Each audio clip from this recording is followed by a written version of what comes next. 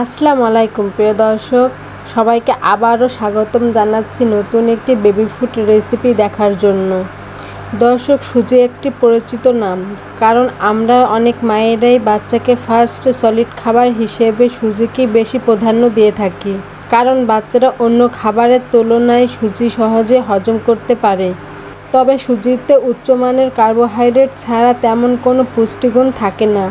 সুতরাং এই সুজিকে আমরা কিভাবে পুষ্টি সম্পন্ন করে বাচ্চাকে খাওয়াতে পারি তারই একটি ছোট্ট রেসিপি আজকে আমি আপনাদের সাথে শেয়ার করব।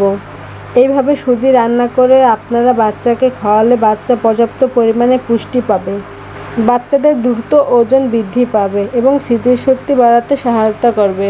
তাই অনুরোধ করব পুরো ভিডিওটি দেখার জন্য। প্রথমে চুলায় একটি পরিষ্কার প্যান দিয়ে দিচ্ছি 1 কাপ পরিমাণ বিশুদ্ধ খাবার পানি, দিয়ে দিচ্ছি বাচ্চার পরিমাণ মতন সুজি। আমি এখানে দোকানের কেনা সুজিটা ব্যবহার করছি। আপনারা আপনাদের বাচ্চাকে যে সুজিটি খাইয়ে অভ্যস্ত সেটি এখানে ব্যবহার করবেন। তারপর খুব ভালোভাবে সুজিগুলোকে পানির সাথে মিশিয়ে নিচ্ছি। সুজিগুলো যখন পানির সাথে খুব ভালোভাবে মিশে যাবে, এ পর্যায়ে চুলার আঁচ একদম মিডিয়ামে রেখে সুজি আমরা নর্মাল যেভাবে রান্না করি সেভাবেই রান্না করে নেব। এবং আমি কিন্তু এখানে 1 চা চামচ ঘি ব্যবহার করছি। আপনারা চাইলে বাটারও ব্যবহার করতে পারেন অথবা রান্নার তেলও ব্যবহার করতে পারেন। চেষ্টা করবেন যে কোনো একটি গুড ফ্যাট ব্যবহার করতে, কারণ গুড ফ্যাট বাচ্চাদের ওজন বাড়ায় এবং স্মৃতিশক্তি বাড়াতে সহায়তা করে।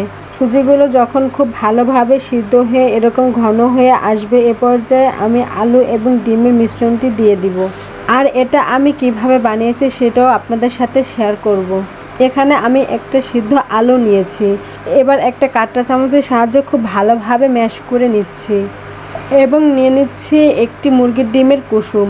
তারপর হাত দিয়ে কুসুম এবং আলু খুব ভালোভাবে মিশিয়ে নিচ্ছি। সুজির ভেতর এই মিশ্রণটি দিয়ে আমি খুব ভালোভাবে মিশিয়ে নিচ্ছি। আর দর্শক, আপনারা নিশ্চয়ই লক্ষ্য করেছেন আমি এখানে চিনি বা লবণ ব্যবহার করি নাই, কারণ 1 বছরের নিচে বাচ্চাদের খাবারে চিনি এবং লবণ ব্যবহার করা যাবে না। 1 বছরের নিচে বাচ্চাদের কিডনি বা লিভার অপরিপক্ক অবস্থায় থাকে, তাই এই বয়সের বাচ্চাদের খাবারে চিনি এবং লবণ ব্যবহার করা যাবে না, তাহলে তাদের কিডনি এবং লিভার ক্ষতিকর প্রভাব ফেলতে পারে।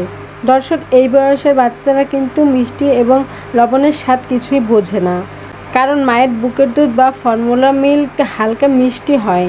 তাই আপনি যদি তার খাবারে লবণযুক্ত না করেন বা চিনিযুক্ত না করেন, তাহলে সে বুঝতেই পারবে না লবণের স্বাদ বা চিনির স্বাদ। দর্শক, বাচ্চাকে আপনি যেভাবে খাবার খাইয়ে অভ্যস্ত করবেন, সে সেভাবেই খাবার খেয়ে অভ্যস্ত হবে। দিয়ে দিচ্ছি এইটুকু পরিমাণ বাদাম গুঁড়া। এই তো প্রতিটি উপকরণ খুব ভালোভাবে মিশিয়ে নিচ্ছি। এখন আমি চুলার থেকে নামিয়ে নিব।